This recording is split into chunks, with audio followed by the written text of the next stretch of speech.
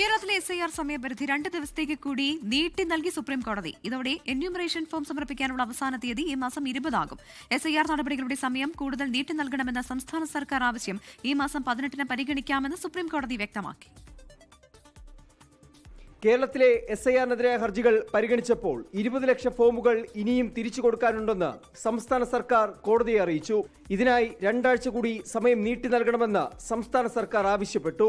സംസ്ഥാന സർക്കാരിന്റെ ആവശ്യം തെരഞ്ഞെടുപ്പ് കമ്മീഷൻ എതിർത്തു.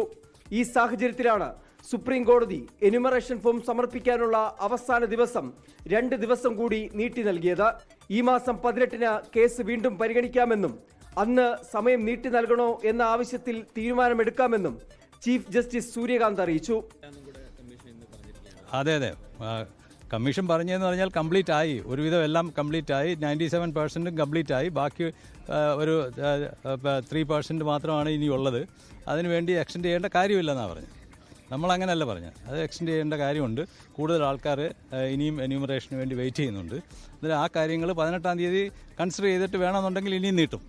സാഹചര്യം നോക്കി സമയം നീട്ടി നൽകാമെന്നും മുൻകൂറായി സമയപരിധി നീട്ടാനാകില്ലെന്നുമായിരുന്നു തെരഞ്ഞെടുപ്പ് കമ്മീഷന്റെ എതിർപ്പ്.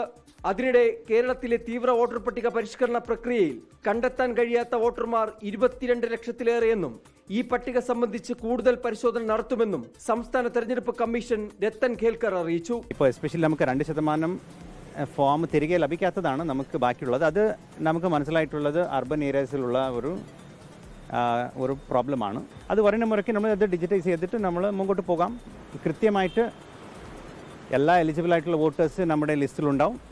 എല്ലാ ഇൻഎലിജിബിൾ ആയിട്ടുള്ള ആൾക്കാർ ലിസ്റ്റിന് പുറത്ത് ഉണ്ടാവുമെന്നുള്ളതാണ് നമ്മുടെ ഒരു നേരത്തെ മുതൽ തന്നെ SIR-യുടെ ഒരു മാൻഡേറ്റ്. അത് തന്നെ ആയിരിക്കും. ലിസ്റ്റിൽ പെടാത്തവർക്ക് നിയമസഭാ തെരഞ്ഞെടുപ്പിന്റെ നോമിനേഷന് തൊട്ടു മുമ്പ് വരെ പേര് ചേർക്കാമെന്നും രത്തൻ ഖേൽക്കർ പറഞ്ഞു. 24 ഡൽഹി. ലോകത്തെവിടെയായാലും ഏത് സമയത്തും 24 വാർത്തകളും ഓഗ്മെന്റഡ് റിയാലിറ്റി പാക്കേജുകളും എക്സ്പ്ലെയിനറുകളും വിശദമായി കാണാൻ ഞങ്ങളുടെ YouTube ചാനൽ നിങ്ങൾക്ക് സബ്സ്ക്രൈബ് ചെയ്യാം.